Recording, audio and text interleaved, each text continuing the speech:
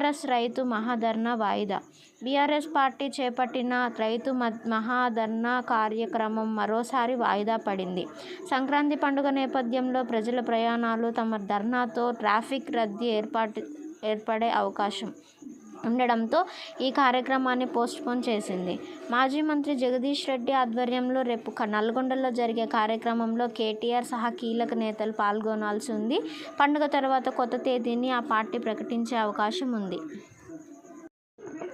విజయవాడ బందర్ రోడ్డుపై బారులు తీసిన వాహనాలు. ప్రయాణికుల రద్దీతో విజయవాడ బస్టాండ్, రైల్వే స్టేషన్ పరిసరాలు కిక్కిరిసిపోయాయి. సంక్రాంతికి కొత్తూళ్లకు వెళ్లేందుకు అందరూ రావడంతో వాహనాల రద్దీ నెలకొంది. అటు విజయవాడ నుంచి మచిలీపట్నం వెళ్లే బందర్ రోడ్డు పూర్తి రద్దీగా మారింది. గుడివాడ, పామర్రు, ఉయ్యూరు, మచిలీపట్నం, పెడన, భీమవరం సహా పలు ప్రాంతాలకు వెళ్లేందుకు ఇదే ప్రధాన మార్గం కావడంతో